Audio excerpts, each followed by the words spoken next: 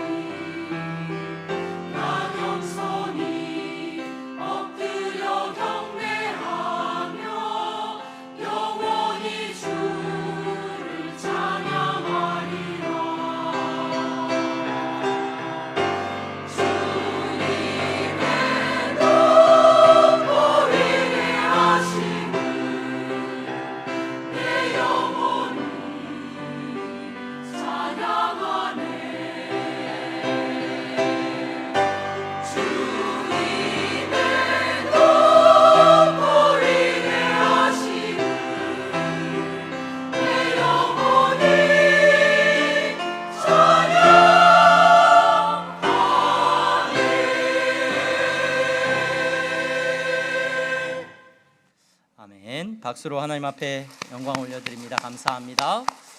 감사합니다. 교회 소식을 먼저 잠깐 전하겠습니다. 오늘 예배에 참석하신 여러분 모두를 주님의 이름으로 환영합니다. 교회 등록을 원하시는 분들은 안내하시는 분들에게 말씀하시면 도와드리도록 하겠습니다.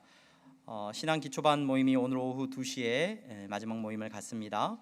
새가족 모임은 오전 10시 30분에 우리가 모임을 가졌고요. 다음에 또 새가족 모임, 다음 새가족 모임 때 참여하실 분들은 등록하시고 참여하지 않으셨던 분들 꼭 참석해서 또 함께 교제하는 시간 가지면 좋을 것 같습니다. 기도하는 엄마들 전체 기도 모임이 오후 1시에 유년부실에서 모이게 됩니다.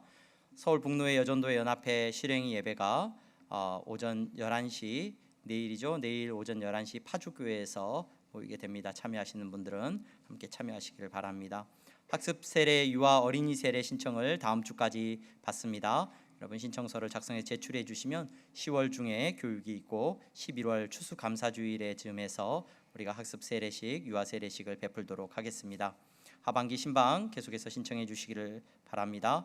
그리고 예배 안내입니다. 우리가 명절을 맞아서 다른 모든 예배들은 정상적으로 다 드려지게 되고요. 금요 기도회는 우리가 추석 당일날이 되어서 또 섬기시는 분들 또 여러 사정상 추석 당일날은 가정에서 여러분들이 예배 드리시는 시간으로 가지면 좋겠다라고 생각을 합니다.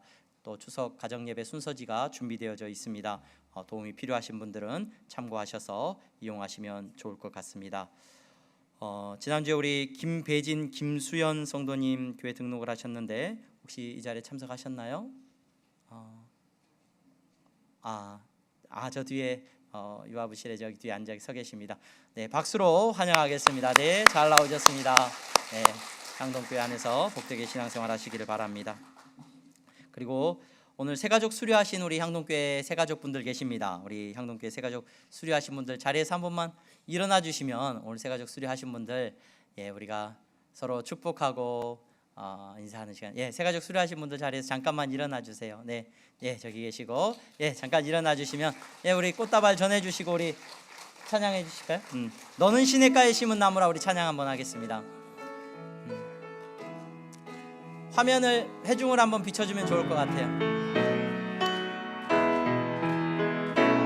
너는 시냇가에 심은 나무라 하나님의 사랑 안에 믿음 뿌리 내리고 주의 뜻대로 항상 사세요. 네, 감사합니다. 네, 향동교회 안에서 복되게 신앙생활 하시는 우리 새가족분들 되시기를 바랍니다. 우리 옆에 분들 보면서 인사 한번 하겠습니다. 잘 나오셨습니다. 성도님은 예수님을 닮으셨습니다. 이렇게 인사해 주십시오. 네.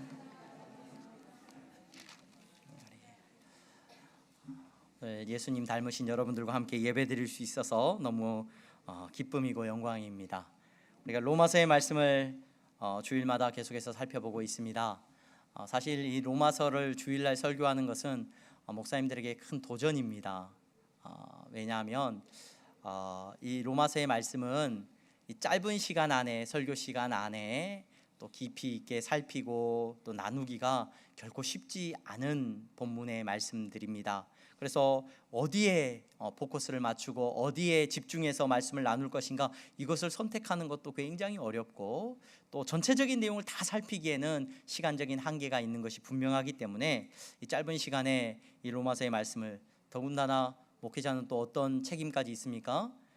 적어도 여러분들이 들으면서 잠이 오지는 않아야 되는 그래서 들려지는 설교를 해야 된다는 또 사명이 있다 보니까 이 로마서의 말씀을 나누기가 결코 쉽지는 않은 것 같아요.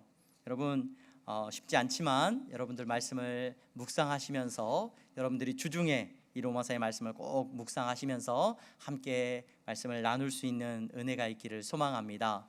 목사의 힘으로는 어찌할 수 없고 성령님께서 깨닫게 하시고 은혜 베푸시는 놀라운 은혜가 있기를 소망합니다.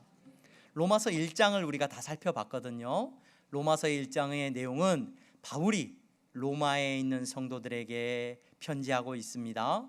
로마에 있는 성도들에게 무엇하기 위해서 편지를 쓰고 있느냐? 복음을 전하기 위해서 편지를 적고 있습니다. 복음이 곧 하나님의 구원을 우리에게 주는 이 복음이 기쁜 소식이고 정말 복음이 되어진다는 사실을 바울은 붙들고 그들에게 이 이야기를 하고 싶습니다 라고 그들에게 편지를 시작을 했습니다. 그러면서 왜 복음이 복음되어지느냐? 왜 예수님에 대한 이야기가 우리에게 기쁨의 소식이 되어지고 놀라운 은혜의 소식이 되어지느냐? 그 이야기를 시작하면서 우리의 상태가 어떠한 상태였는지를 먼저 이야기합니다. 우리의 상태가 어떤 상태였습니까, 여러분? 하나님을 알고자 하는 마음, 하나님을 아는 마음을 우리 안에 주셨음에도 불구하고 하나님을 경외하지 않고 하나님 앞에서 하나님을 섬기지 않은 우리의 모습들이 있었습니다. 그 모습의 결과 하나님께서 그들을 외면하시고 그들을 내버려 두셨습니다. 하나님과의 관계가 끊어지고 하나님이 내버려 두시니까 어떤 결과가 일어나요? 그들이 불의를 행하더라. 불의를. 모든 사람이 불의 가운데 살아가고 있다는 것을 사도 바울이 격한 감정으로 이야기를 했습니다. 로마 시대에 살아가는 모든 사람들이 하나님 앞에서 범죄하는 모습에 대해서 이야기했습니다. 서로가 서로에 대하여서 존중이 귀하게 여기지 않습니다. 남자와 여자의 질서가 깨어져 버렸습니다. 모든 추악한 불의가 그들의 삶 가운데 드러나고 있습니다. 이 불의들을 하나하나 끄집어내서 바울이 격앙되어서 이야기하는 모습을 우리는 지난주까지 살펴볼 수 있었습니다. 이렇게 불의한 세상 가운데, 이렇게 불의하고 잘못되어진 모습들 가운데 이제 그만하고 이제 더 이상 이제 책망하는 것이 아니라 칭찬하고, 여러분 더 이제 칭찬하고 격려하고 예수 그리스도의 복음을 바로 이야기하면 좋겠는데 바울이 갑자기 시선을 돌려요. 오늘 우리가 2장에 들어섰는데 한참 누군가에 대해서 혼내는 것 같았단 말이에요. 혼내는 것 같았어요. 막 혼내는 것 같은데 저희 딸이 2명 있는데 우리 2 딸들이 가끔 이제 돌아가면서 혼이 납니다. 큰 딸을 혼낼 때는 누가 말을 잘 듣느냐, 누가 말을 잘 듣고 분위기가 좋느냐, 둘째 딸이 분위기가 좋아져요. 둘째 딸이 갑자기 착해지고, 둘째 딸을 막 혼내면 큰 딸이 굉장히 착해집니다. 언제 그랬냐는 듯이 말을 잘 듣고요. 여러분, 바울이 지금 막 혼내고 있어요. 하나님을 경외하지 않는 사람들, 하나님의 그 법을 따르지 않는 사람들, 하나님 정말로 하나님과의 관계 속에서 하나님을 경외하지 않으셔가지고 하나님이 내버려 둬버리니까 온갖 불의 가운데 살아가는 사람들은 막 책망하고 있었더니 한쪽에서 다른 사람들이 약간 삥긋이 웃으면서 착한 척하고 있어요. 누구냐?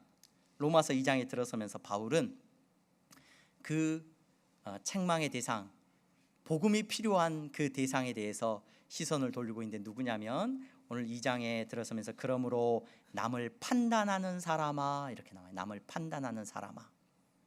저는 오늘 이 판단하는 사람에 대한 이야기를 여러분들과 잠깐 나누려고 합니다. 판단하는 사람이 도대체 누굴까?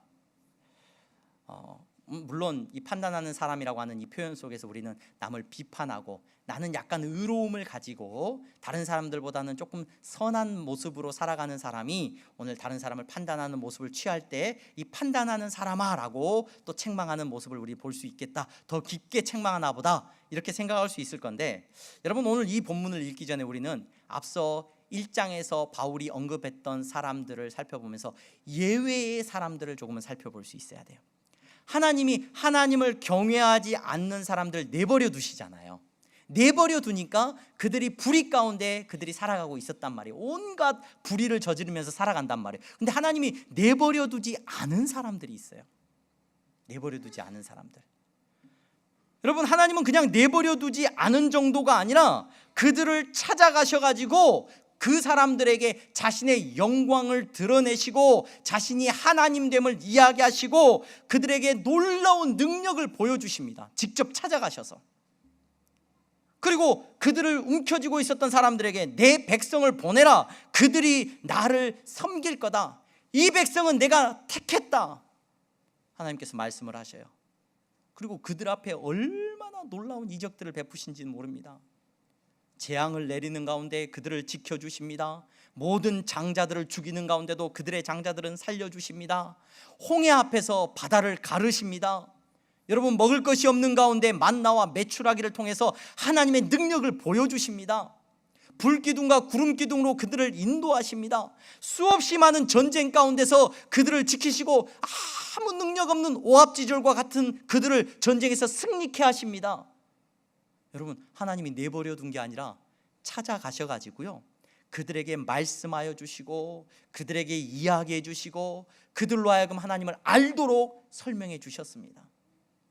심지어 나는 스스로 있는 자다, 내 하나님의 이름까지도 드러내면서 그들에게 다가오고 있는 모습을 우리는 구약의 성경을 통해서 잘 알 수 있습니다. 여러분, 하나님께서는 그들에게 하나님을 경외하도록 만드셨어요. 하나님 두렵습니다. 하나님 대단하신 분입니다. 하나님 정말 훌륭하신 분이군요. 우리가 하나님을 섬기기를 원합니다. 하나님을 경외하는 사람들을 이제 부르신 거예요. 그러니까 그 사람들을 찾아가서 그렇게 하셨기 때문에 그들은 하나님을 경외하는 마음을 가지게 된 거예요. 그 하나님을 경외하는 사람들에게 오늘 그 경외하지 내버려 둔 사람들과는 다르게 이제 불의를 행하지 않도록 하나님의 의로움 가운데 살아가도록 하나님께서 그들에게 방법을 가르쳐 주셔요. 그게 율법이에요. 하나님이 율법을 주십니다. 오늘 로마서 1장에 보면 불의를 행하는 사람들의 모습을 보면 질서가 깨져버리죠. 남자와 여자와의 질서가 깨져버립니다. 또 사람들과의 관계 속에서 온갖 불의가 드러납니다. 그 불의함에 대해서 추악, 탐욕, 악의, 살인, 분쟁, 사기, 악독, 수군수군, 비방, 미워하는 것, 능욕하는 것, 폭력적인 것, 교만한 것, 자랑하고 악을 도모하고 부모를 거역하고 이런 죄악들에 대해서 이야기했는데, 이제 하나님께서 직접 나타나셔가지고 버려두지 않으시고 택하신 그 백성들에게는 하나님을 경외하게 하시고 그런 불의 가운데 살아가지 않도록 하나님께서 방법을 가르쳐 주신 거예요. 여러분, 오늘 바울이 로마서 1장에서 이야기하고 있는 온갖 불의들은 여러분 그냥 바울이 생각해내가지고 감정적으로 막 이야기 내뱉은 말이 아니에요. 가만히 살펴보면 이 모든 그 표현들은 하나님께서 불의를 행하지 말라고 자기가 택하신 백성, 자기가 나타나서 버려두지 않은 그 백성에게 말씀하여 주신 율법에 근거한 내용이라는 것을 우리는 알 수가 있습니다. 여러분, 가장 먼저 신명기에 보면 하나님께서 찾아가셔서 그들에게 말씀하여 주시면서 율법을 주시는 장면이 신명기 6장에 나오거든요. 신명기 6장에 보면 십계명이 나옵니다. 여러분, 십계명의 내용을 살펴보면 이 로마서 1장에서 그들이 범죄하고 있는 그 범죄들에 반대되는 하나님의 구체적인 명령이 다 등장을 하는 것을 우리는 알게 돼요. 다른 이방의 신을 섬기지 말라고 하시고, 특별히 뭘 만들지 말라고 하십니까? 우상을 만들지 말라고 보이는 어떤 걸 만들어서 그걸 섬기지 말라고 말씀하십니다. 그리고 하나님의 이름을 망령되이 일컬지 말라고 하시고 안식일을 거룩하게 지키라고 말씀하십니다. 이것이 하나님을 경외하는 일이라고 말합니다. 5번째 계명부터는 살인하지 말고, 간음하지 말고, 도둑질하지 말고, 이웃에 대하여 거짓말하지 말고, 이웃을 탐내지 말고, 정말로 이 모든 계명들을 주시는데 그것들이 다 뭐냐? 사람과의 관계 속에서 불의를 행하지 않도록 하나님께서 인도하시는 그 길인 거예요. 더 나아가서 신명기 12장에 들어서면요, 11장에 이렇게 말을 합니다. 내 하나님 여호와를 사랑하여 그가 주신 책무와 법도와 규례를 명령을 항상 지키라 라고 하면서 신명기 12장부터 이제 이후에 쭉 하나님께서 구체적으로 그 백성에게 어떻게 살 건지, 불의를 행하지 않고 어떻게 의로운 삶을 살 건지에 대해서 이야기를 해주셔요. 제가 오늘 설교를 준비하면서 이 신명기 말씀을 묵상하지를 못했었는데 아침에 이제 다시금 예배 들어오기 전에 일찍 와서 이 신명기 말씀을 다시 한번 묵상을 했어요. 묵상을 하면서 다시 한번 놀라웠습니다. 다시 한번 하나님이 주신 율법들을 보면서 정말 놀라지 않을 수가 없었습니다. 이 바울이 지적하고 있는 이 불의한 모습들의 정반대의 상황을 하나님께서 말씀해 주셔요. 서로가 서로에 대해서 어떻게 의롭게 살아가야 되는지를 하나님 구체적으로 말씀을 해주셔요. 그 삶에 대해서 이렇게 말을 하고 있습니다. 간단하게 제가 주제들만 말씀을 드리겠습니다. 11조를 하래요. 여러분, 11조를 하라고 하는 이유가 있습니다. 구약의 백성들에게 왜 하라고 하냐면 그 11조의 신명기 12장에 나와 있는 11조의 그 11조의 의미는 뭐냐면 고아와 객과 과부를 도우라는 건데 그 고아와 객과 과부를 배부르게 하라고 말을 하나님께서. 너희들의 삶에 허락하신 모든 물질을 가지고 일정 부분을 통하여서 고아와 객과 과부를 배부르게 만들어줘라. 그것이 너희들이 불의를 행하지 않는 법이다. 빚을 누군가가 지게 되면 그 빚은 반드시 면제해 주어라. 일정한 시간이 되면. 왜? 곤란하고 궁핍한 자에게 반드시 손을 펼쳐서 도와주어라. 너희들이 빚 때문에 종이 되는 경우가 있다. 종이 되면 종은 7년이 지나면 반드시 그 사람이 자유케 해줘라. 핏째 음식을 먹지 말아라. 함부로 음식을 탐하지 말아라. 정한 짐승과 부정한 짐승이 있다. 닥치는 대로 먹지 말아라. 몸에 좋다고 막 먹는 게 아니다. 구별해서 먹어라. 1년에 거룩한 절기를 지켜라. 백성을 재판하는 재판관은 반드시 공의로 재판해라. 돈 받고 함부로 재판하지 말고 힘 있는 사람에게 굽혀서 재판하지 말아라. 왕이 되면은 왕은 반드시 율법과 규례를 지켜라. 무당이나 점치는 자, 우상 숭배하는 자들을 절대 따르지 말아라. 그 사람들이 너희들에게 뭐 그럴듯한 거 가르쳐줘도 절대 따르지 말아라. 혹시 누군가 실수로 사람을 죽인다거나 실수하게 되면 그 사람을 함부로 처벌하지 말고 도피성으로 도망할 수 있게 해서 그 사람을 인권을 지켜라. 이웃의 경계표를 다른 사람이 잘 모른다고 속여서 경계표 땅에 경계석이죠. 경계석을 함부로 밤에 자고 있을 때 막 옮기지 말아라.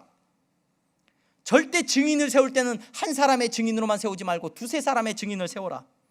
전쟁에 나갈 때는 너희들이 그냥 아무나 닥치는 대로 전쟁에 데리고 가지 말아라. 갓 결혼한 신혼부부는 내버려 두고, 또 땅을 산 사람, 농사일이 급한 사람은 또 내버려 두고, 전쟁에 나갈 때는 어떤 사람이 나가야 되는지 그것도 정해라. 살인사건에 대해서는 어떻게 처벌해라. 혹시 전쟁을 해서 여자 포로가 생기면 함부로 농락하지 말고 여자 포로를 아내로 삼는 규정을 하나님께서 주십니다. 집안에서 재산의 문제가 생기면 장자는 어떻게 물려받아라. 혹시 패역한 아들이 너희 가운데 보이거든 어떻게 처벌해라. 잃어버린 물건을 주운 사람은 어떻게 해라. 남자와 여자는 어떤 질서를 지켜라. 옷은 어떻게 입도록 해라. 순결함은 어떻게 지켜라. 혹 너희 가운데 종이 도망하면 그 종에 대해서 어떻게 처벌을 해라. 순결함을 어떻게 지켜라. 이혼은 어떻게 해라. 재혼은 어떻게 해라. 죽은 형제가 있으면 어떻게 도와주어라. 이 계명들이요, 지난주에 우리가 살펴보았던 불의를 행하는 사람들에 대하여서 하나님께서 불의를 행하지 않는 삶으로 구체적으로 그들에게 가르쳐 주시는 말씀이에요. 하나님을 쫓아서 여러분 하나님께서 그들에게 나타나셔서 내버려 두신 게 아니라 그들에게 하나하나 설명해 주시고 그 율법들을 주고 계시는 겁니다. 그러면서 신명기 26장에 보면은 내 하나님 여호와께서 이 규례와 법도를 행하라고 내게 명령하시나니 그런즉 너는 마음을 다하고 뜻을 다하여 지켜 행하라. 이렇게 말하고 있습니다. 여러분 이렇게 말씀을 하시고 이 율법 안에서 이스라엘 백성들은 이제 하나님을 경외하고 불의를 행하는 것이 아니라 하나님의 뜻대로 살아가는 삶을 살아갈 수 있게 되었습니다. 그러한 이스라엘 백성들을 뭐라고 부르냐면 신명기 33장 29절에 우리가 좋아하는 표현이 하나 나와요. 이스라엘이여 너는 행복한 사람이로다, 이런 표현이 나와요. 근데 이 표현이 여러분 우리 향동교회 성도님들이라면 다 알고 있는 단어예요. 이스라엘이여 너는 행복한 사람이로다. 아슈레이카 이스라엘이라는 말이에요. 무슨 말이냐? 이스라엘이여 너는 복 있는 사람이다 라는 표현이에요. 복 있는 사람이라는 말이 무슨 말이라고요? 여러분, 복 있는 사람이라는 말은 우리 향동교회 성도님들 제가 여러 번 설명합니다. 자주 설명합니다. 그냥 내가 잘되고 형통하고 건강하고 부유한 것이 복 있는 것이 아니라 오늘 그리스도 안에서 복 있는 사람은 오늘 이처럼 하나님께서 그 율법을 주셨는데 그 율법을 쫓아서 이제 살아가는 사람을 성경은 복 있다라고 말을 한다는 거예요. 그래서 이스라엘은 복 있는 행복한 사람이다.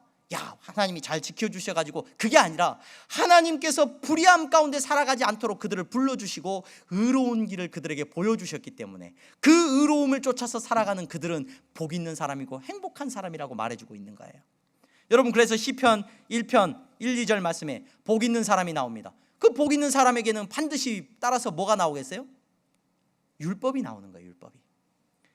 복 있는 사람은 악인들의 꾀를 따르지 아니하며 죄인들의 길에 서지 아니하며 오만한 자들의 자리에 앉지 아니하고 오직 여호와의 율법을 즐거워하여 그의 율법을 주야로 묵상하는 자로다. 복 있는 사람이에요. 시편 119편에 보면 이렇게 나옵니다. 행위가 온전하여 여호와의 율법을 따라 행하는 자들은 복이 있으며. 똑같은 말입니다. 이스라엘 사람들은 하나님이 내버려 둔 게 아니라 찾아가셔서 직접 그들에게 권능을 보여주시고 능력을 보여주시고 그들이 걸어가야 하는 불의하지 않는 삶을 가르쳐 주신 거예요. 그래서 이스라엘은 복 있는 사람이 될 수 있었던 겁니다. 그런데 오늘 보셔요. 오늘 그 사람들을 향하여서 바울이 지금 막 혼내다가 그 사람들이 지금 웃고 있었거든요. 저 사람들은 하나님을 경외하지도 않네. 야, 불의하게 살아가고 있네. 진짜 나쁜 사람들이거든. 그러고 있는 사람들을 향해서 고개를 돌려서 뭐라고 말하느냐? 그 이스라엘 유대인들을 향하여서 복 있는 사람이라고 말하지 않아요. 그들은 복 있는 사람이 되어야 했는데 복 있는 사람이라고 말하지 않고 뭐라고 말하고 있냐면 오늘 2장의 1절에 뭐라고 이야기하고 있어요? 남을 판단하는 사람아 라고 말하고 있습니다. 이게 지금 그들이 얻은 이름입니다. 하나님께서 그들을 찾아가셔가지고 그들을 복 주셨고 그들로 하여금 복 있는 사람을 삼아 주셨는데 지금 바울이 그들을 향해서 뭐라고 말하고 있어요? 판단하는 사람아 라고 부르고 있습니다. 저는 이 바울이 특별히 유대인들과 이스라엘 사람들에게 대해서 이야기하는 이 말씀들을 읽을 때마다 굉장히 이스라엘 사람들이 바울을 미워했겠다라는 생각을 하게 돼요. 바울 그 자신이 스스로가 이스라엘 사람이었고 유대인이었습니다. 그래서 이스라엘 사람들이 어떤 생각을 하고 있는지 그 누구보다도 정확하게 알고 있었어요. 유대인들의 생각과 유대인들의 마음 상태에 대해서 그 누구보다도 바울이 정확하게 알고 있었어요. 가끔 그런 얘기를 하셔요. 선생님들 가운데 공부를 잘했어. 옛날부터 막 그냥 공부를 그냥 잘하셨던 분들이 계셔요. 그냥 태어났는데 공부를 잘하게 태어났어. 이분들은 공부를 그냥 잘해. 이분들은 잘 가르치느냐? 잘 못 가르친다고 그래요. 왜 잘 못 가르쳐요? 그 공부를 저처럼 태어나면서부터 못했던 그 사람의 마음을 몰라요. 도무지 몰라. 이해가 안 되는데 왜 이해가 안 되냐고 그러죠. 공부를 잘하는 분들은 이해가 안 될 수가 없는데 왜 이거 읽었는데 왜 안 외워지냐 그래요. 읽었는데 왜 안 외워지죠? 여러분, 바울은 너무 유대인들을 잘 알았어요. 그래서 이후에 유대인들의 이스라엘 사람들에 대해서 하는 얘기를 들어보면 그래서 실제로 이 바울은요, 교회 안에서도요, 그 교회라는 공동체 안에서도 이스라엘 사람들은 바울을 별로 안 좋아해요. 유대인들은 바울을 별로 안 좋아해요. 뭐 교회 안이 아니라 밖에서는 더 대놓고 바울을 싫어하죠. 그래서 다른 제자들은 특별히 문제가 안 되는데도 이 바울은 정말 사람들이 미워하는 것을 우리가 성경을 통해서 볼 수가 있거든요. 왜냐하면 바울의 한마디 한마디가 정말로 그 유대인들과 이스라엘 사람들의 숨겨진 그 마음 상태를 막 헤집어내요. 막 다 감추고 있었는데 막 다 까발려 버리는 것 같아요. 바울이 지금 남을 판단하는 사람들아 라고 말하는 이 말 속에도 여러분, 바울이 그들을 너무 정확하게 알고 있는 거예요. 하나님의 율법을 듣고 있습니다. 하나님을 경외하는 사람들이라고 말합니다. 그들은 어려서부터 하나님의 율법과 불의하지 않는 삶에 대해서 교육을 받았습니다. 어려서부터 남을 구제해야 된다고 배웠습니다. 어떻게 살아야 된다고 율법을 그들은 어려서부터 잘 알고 있습니다. 그런데 그 사람들의 지금 상태가 딱 어떤 상태냐? 복 있는 사람이 아니라 하나님의 법을 따라서 걸어가는 삶, 정말로 하나님의 의로운 삶을 살아가는 사람들이 아니라 그들의 삶은 이방인들하고 똑같다는 거예요. 근데 뭐 하고 있는 사람들이냐면 남을 판단하는 사람들이라는 거예요.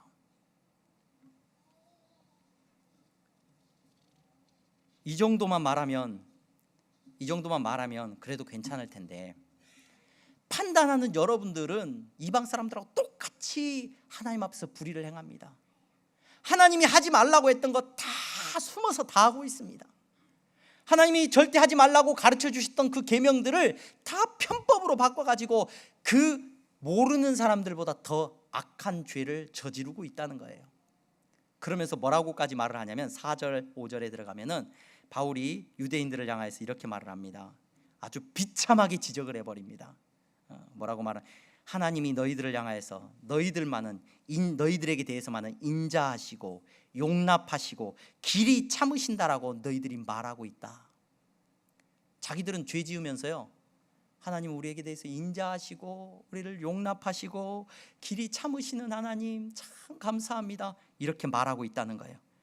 그러면서 그들의 그런 행동이 뭐냐면, 도무지 순종하지 않고 회개하지 않는 너희들의 모습은 하나님을 조롱하고 멸시하는 사람들이라고까지 사도 바울이 이야기해 버립니다. 그러니까 유대인들, 이스라엘 사람들은 하나님이 직접 나타나셔가지고 말씀까지 다 해주셨는데 하나님의 말씀 앞에 순종해요, 순종하지 않아요? 하나님의 뜻을 따라 살지 않는단 말이에요. 그러니까 생각해보면 누가 더 나쁜 사람이 돼버린 겁니까? 그 사람들은, 이방 사람들은, 율법을 모르는 사람들은 하나님이 내버려 두신 거예요. 그러니까 내버려 두니까 자기들이 죄 짓고 그렇게 사는 거예요. 근데 이스라엘 사람들은 나타나셔가지고 다 설명해 줬는데 그럼에도 불구하고 죄 짓는다는 거예요. 그 모습이 하나님을 조롱하고 멸시하고 있다고 바울이 끄집어내서 이야기를 하고 있는 겁니다. 더 심각한 불의를 저지르는 거죠. 오늘 우리는 1절에서 5절까지의 말씀만 그렇게 읽었습니다. 이 말씀만 여러분들이 잠시 생각을 해보면 좋을 것 같아요. 오늘 저와 여러분들 이 자리, 예배 자리에 나왔습니다. 여러분들은 복 있는 사람입니다. 하나님께서 여러분들을 복 있는 사람으로 불러주신 줄로 믿습니다. 우리 복 있는 사람이에요. 왜요? 구약의 율법을 따라서 살아가는 그런 바른 길을 우리가 맨날 똑바로 잘 걸어가서 복 있는 사람이 아니에요. 우리는 누구로 말미암아 하나님께서 복 있는 사람이라고 하셨어요? 예수님으로 말미암아. 맞습니다. 예수님이 나를 위하여 죽어주셨기 때문에 불의한 내가, 죄투성인 내가 예수 그리스도로 말미암아 정결하게 되어졌고 하나님의 자녀되는 놀라운 은혜를 누리는 복 있는 성도가 되었습니다. 여러분들은 복 있는 사람입니다. 여러분들은 예수님과 함께 저 천국을 향하여서 우리에게 주어진 매 순간의 삶을 똑바로 걸어가는 삶을 살도록 초청받은 하나님 나라의 복 있는 성도인 줄로 믿으시기를 바랍니다. 그런데 오늘 말씀 앞에서 우리는 이 로마서 2장에 판단하는 사람아라는 이 말씀이, 이 표현이 불편합니다. 왜 불편하냐? 예수님께서 들려주셨던 비유들을 생각나게 한단 말이에요. 우리는 예수 그리스도로 말미암아 은혜 입은 사람들이잖아요. 우리는 한없는 사랑을 받은 사람들이에요. 예수님과 동행하는 삶을 살아가는 사람들이란 말이에요. 그렇게 복 있는 사람이 되었는데 예수님이 이런 말씀을 하셔요. 1만 달란트 빚진 자의 비유를 들려주셔요. 너희들은 1만 달란트 빚진 사람들이었다. 우리 다 도저히, 오늘날 금액으로 하자면 도저히 갚을 수 없는 돈이죠. 여러분, 빚을 져보신 분들은 그 무게감을 아실 겁니다. 내가 도저히 갚을 수 없는 빚 때문에 절망하고 있을 때, 그래서 내 자녀들까지 다 팔려가게 되고 내 가족이 모든 것을 다 뺏기게 되었는 그 순간에 주인이, 돈을 빌려준 사람이 다 빚을 탕감해 줬어요. 그게 우리라고 예수님은 말씀하시죠. 우리의 죄된 모습 때문에 우리는 도저히 구원받을 수 없는데 하나님께서 우리의 모든 죄를 깨끗게 해주셨다는 거예요. 근데 나오면서 나한테 100만 원 빚진 사람의 멱살을 잡는 겁니다. 이거 용서 못 하거든요. 내 돈 100만 원을 떼어먹고 도망가? 잡은 거예요. 감옥으로 끌고 갑니다. 이 사람 100만 원 갚을 때까지 절대 내보내주지 마세요. 집어넣고 있습니다. 이게 여러분, 오늘 판단하는 사람아라는 말을 생각하게 합니다. 여러분, 포도원의 일꾼에 대해서 예수님이 비유를 하셨어요. 일거리가 없어가지고 어떻게 할까? 오늘도 돈을 못 벌어 가면 우리 가족이 다 굶게 생겼는데 나를 어디 써주는 사람이 없나? 시장에 나가서 나를 좀 써달라고 홍보를 하고 다니는데 아무도 나를 안 써줍니다. 근데 어떤 포도원 주인이 그 일을 찾고 있는 사람을 보고, 당신 우리 포도원에 와서 일하시오. 그럼 내가 오늘 하루 일당을 당신에게 줄 테니까 일하시오. 감사합니다. 얼마나 감사하고 좋은 일이었는지 몰라요. 그래서 기쁨으로 가서, 오늘 내가 일당을 벌어가지고 우리 가족을 먹일 수 있겠구나 기뻐하면서 일하러 갔습니다. 아침부터 열심히 일을 했습니다. 근데 점심때가 되니까 사람들이 한 무리가 또 들어옵니다. 일을 찾고 있는 다른 배고파서 일거리를 못 구해서 헤매고 있는 사람들을 또 주인이 데리고 왔어요. 같이 일하라고 그래요. 그래, 같이 일했습니다. 근데 이제 일이 다 끝나고 저녁쯤에 돼서 일을 정리하고 이제 청소하고 이제 마무리하려고 하고 있는데 그때 또 한 무리의 사람이 들어옵니다. 그리고 일을 다 마무리했습니다. 주인이 정산을 해줍니다. 그런데 아침부터 와서 일한 나도 똑같이 하루 일당 20만 원을 받았는데 청소할 때 들어왔던 그 사람도 20만 원을 주고 있네요. 갑자기 내 안에 뭐가 솟구쳐요? 분노가 치밀어 오릅니다. 갑자기 내가 받은 은혜는 아무것도 아니에요. 불의합니다. 어떻게 이럴 수 있냐라고 화를 내기 시작했습니다. 내가 복 있는 사람이었다가 순식간에 어떤 사람으로 바뀌어버렸어요? 판단하는 사람으로 바뀌었습니다. 여러분, 돌아온 탕자의 비유를 아시죠? 두 아들이 있었습니다. 둘째 아들이 말도 안 듣고 어렸을 때부터 공부도 안 하더니만 커가지고 이제 자기 재산을 달라고 합니다. 아버지 재산 유산으로 받을 거 다 달라고 합니다. 그렇게 소리치고 난리를 피우더니 결국 아버지가 재산을 다 줬습니다. 그 재산 들고 가지고 사업에 성공한 것도 아니고 돈을 번 것도 아니고 다 말아먹고 거지가 돼갖고 돌아왔습니다. 거지가 돼가지고 돌아오는 그 아들을 세상에 아버지가 소를 잡고 좋은 옷을 입힙니다. 근데 그거 다 누구 거예요? 큰아들은 생각을 했어요. 큰아들은, 작은 아들은 이미 다 가지고 왔으니까 이거 다 누구 거예요? 이제 다 내 건데 내 걸로 아버지가 또 작은 아들한테 이렇게 하는 거예요. 큰아들이 화가 나요, 안 나요? 처음에는 아버지가 나에게 모든 걸 물려주시니까 나는 복 있는 사람이었어요. 근데 순식간에 바뀌었어요. 어떤 사람으로? 판단하는 사람으로 바뀌었어요. 미워하는 사람으로 바뀌었습니다. 여러분, 오늘 예배의 자리에 나오신 여러분, 우리 은혜 입은 사람들이고 복 있는 사람들입니다. 우리가 그 은혜와 사랑을 누리면서 그 은혜와 사랑에 감격해서 살아가지 못하면 성경은 뭐라고 말하고 있냐면 너희들이 더 나쁘다 그래. 너희들이 더 악하다. 너희들이 더 악하다. 저 사람들은 그냥 원래 진대로 그냥 그대로 저렇게 살아가고 있으니까 나쁜 짓을 하는데 너희들은 내가 모든 사랑을 베풀어주고 모든 은혜를 베풀어주고 다 용서해줬다고 했는데 너희들은 저 사람들보다 더 악한 모습으로 살아가고 있다. 차라리 예배를 안 드리는 사람이었다면 모를 텐데 오늘 예배를 드리는 우리가 여러분 복 있는 사람이 아니라 판단하는 사람으로 서 있지는 않은지 말씀을 통하여서 우리 자신을 살펴볼 수 있는 지혜가 있기를 소망합니다. 여러분, 복 있는 사람이 어떤 사람입니까? 마태복음 5장에 예수님께서 복 있는 사람을 말씀해 주셔요. 심령이 가난한 자는 복이 있습니다. 애통하는 사람이 복이 있습니다. 온유한 자, 의에 줄이고 목마른 자, 긍휼히 여기는 자, 마음이 청결한 자, 화평하게 하는 자, 의를 위하여 박해받는 자는 복이 있습니다. 우리 예수님이 분명히 말씀해 주셨어요. 오늘 이 자리에 나오신 여러분들은 복 있는 성도가 되기를 간절히 소망합니다. 교회는 복 있는 사람들에 대한 모델이 정확해야 돼요. 나도 저 사람처럼 복 있는 사람이 되고 싶다. 이게 분명해야 돼요. 이 분명히 모델이 있어야 된단 말이에요. 존 파이퍼 목사님이 쓰신 유명한 책이 한 권 있는데 존 파이퍼 목사님이 고난 속에 감추인 하나님의 은혜를 발견하다라는 소제목으로 하나님의 숨겨진 미소라는 책을 존 파이퍼 목사님이 쓰셨어요. 설교집이죠. 일종의 설교집인데 그 설교집을 통해서 그 목사님이 기독교 역사에서 중요한 세 사람을 이야기합니다. 여러분 적어도 이런 세 분은 여러분이 알고 계셔야 돼요. 내가 신앙생활을 오래 했다 그러면, 왜냐하면 우리 학교 다니면서 이순신 장군 모르는 사람 없잖아요. 그렇죠? 이순신 장군 모르는 사람 없고 유명한 사람이다. 나도 저런 사람 되고 싶다. 이런 거 어렸을 때 많이 듣고 배웠잖아요. 근데 신앙생활하면서 우리의 롤 모델이 되어질 만한 사람 누가 있습니까, 여러분? 성공한 사람?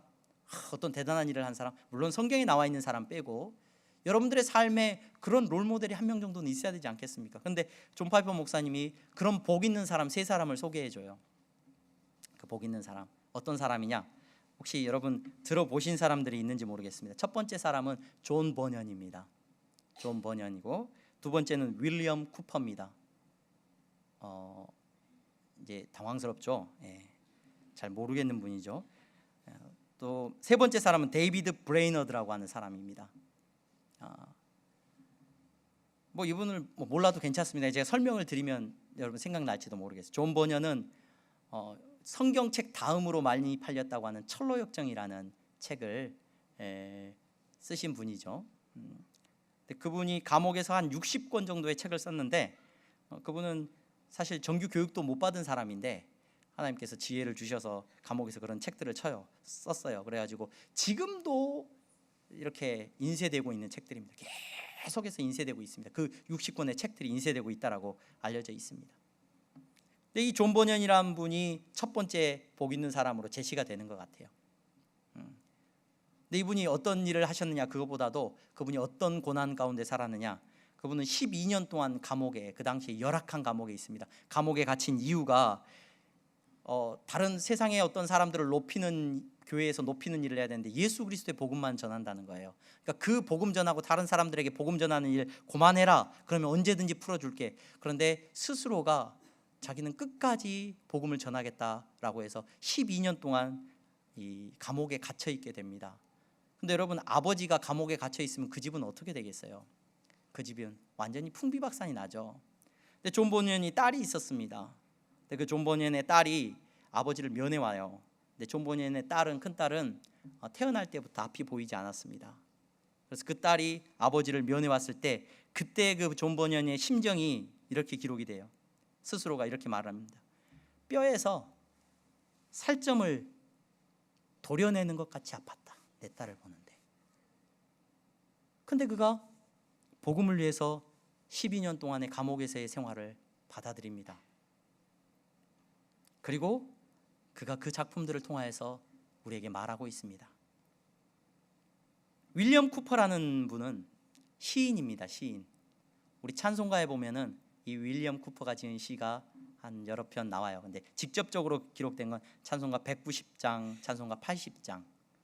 윌리엄 쿠퍼라는 시인이 쓴 찬양입니다. 이 사람 존 웨슬리나 조지 휘필드 같은 종교 부흥 시대를 이끌었던 사람인데, 여러분, 이분은 건강하고 정신적으로 건강하고 모든 것들이 평안했던 사람이 아니라 심각한 우울증을 앓았던 사람이에요. 이 우울증 때문에 몸에 마비가 오는 사람이에요. 그래서 이 우울증 때문에 자살을 몇 번을 시도했는지 몰라요.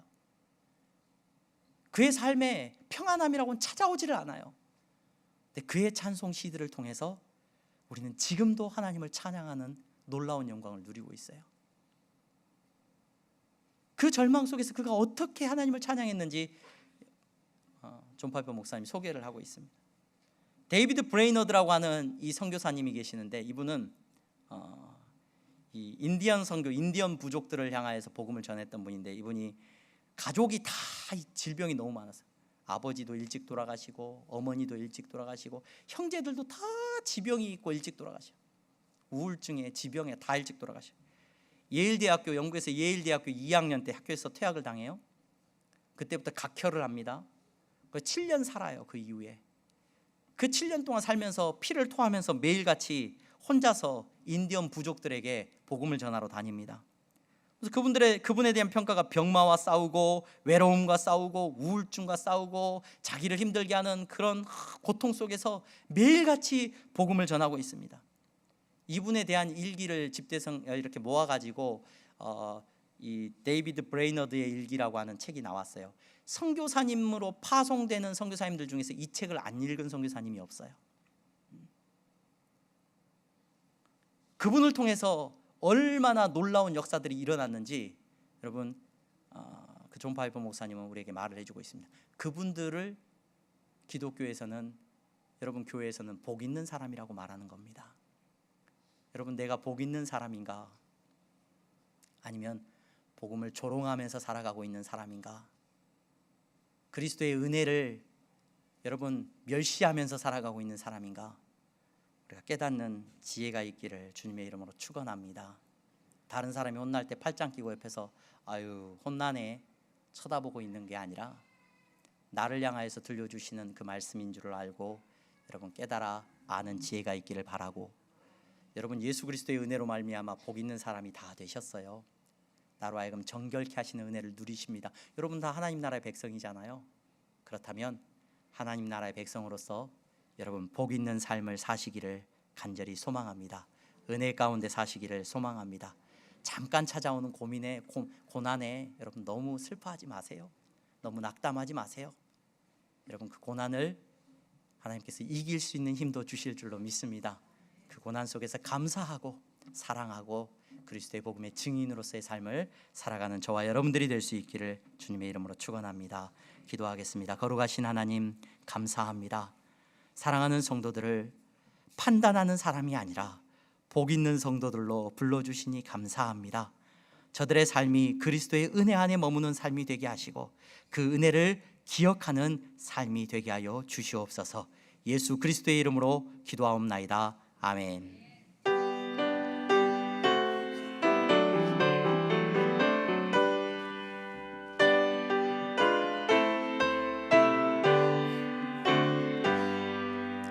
나의 생명 드리니 주여 받아주셔서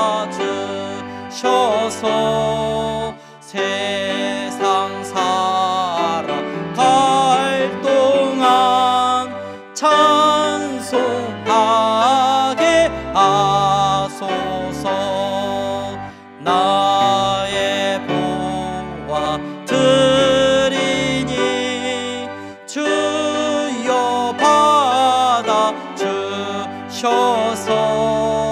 하늘나라 위하여 주 뜻대로 쓰소서. 아멘.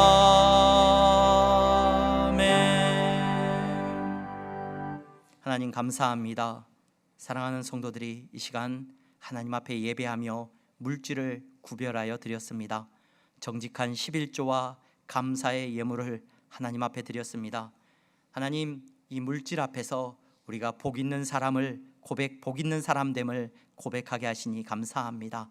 하나님 11조와 감사의 예물을 드리면서 판단하는 자가 되지 않게 하여 주시옵소서. 나는 많이 했고 저 사람은 적게 했노라고 주님 하나님 앞에서 교만한 백성들이 되지 말게 하시고, 하나님 이 헌금 앞에서 이 물질 앞에서 우리가 얼마나 은혜 입은 사람인지를 고백할 수 있는 믿음을 허락하여 주시옵소서. 내게 베풀어 주신 사랑을 기억하며 살아가게 하시고 내게 허락하신 모든 삶의 형편 가운데 하나님 복 있는 사람으로 그 받은 은혜를 나누는 삶을 살아갈 수 있도록 하나님 축복하여 주시옵소서. 선교의 예물을 드립니다. 하나님 선교하는 곳마다 그리스도의 능력이 나타나게 하시고 장학 헌금을 드립니다. 우리의 자녀들의 세대가 복 있는 세대가 되게 하시고 혹 우리로 말미암아 판단하는 법을 배우는 정말로 안타까운 모습이 나타나지 아니하도록 우리의 자녀들을 축복하여 주시옵소서. 아버지 하나님 건축헌금을 드렸습니다. 보이지 않는 곳에서 드리는 헌신과 예물이오니 하나님 정말로 교회를 세워주시고 하나님의 나라가 든든하게 세워지는 역사가 있게 하여 주시옵소서. 거룩하신 하나님 아버지, 물질 때문에 시험에 들고 힘들어하고 있는 성도들이 있습니다. 하나님께서 살펴주시고 더 큰 위로와 은혜를 허락하여 주시옵소서. 예수 그리스도의 이름으로 기도하옵나이다. 아멘. 다 함께 일어나서 찬양하겠습니다.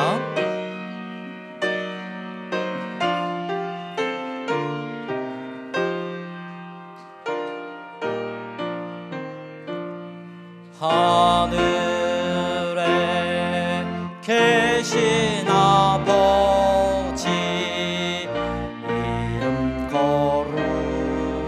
거룩하사 주님 나라 임하시고 뜻이 이루어지다.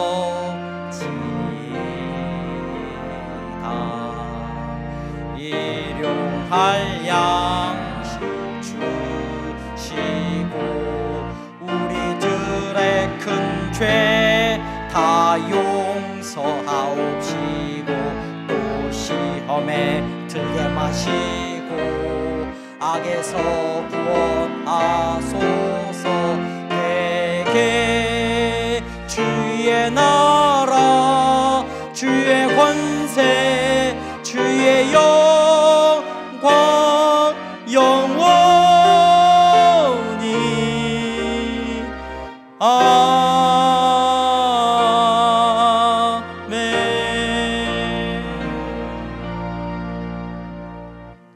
주 예수 그리스도의 은혜와 하나님 아버지의 사랑하심과 성령의 교통 충만하심이 복 있는 성도로 부름받은 사랑하는 성도들의 머리머리 위에 이제부터 영원토록 함께 있을지어다. 아멘.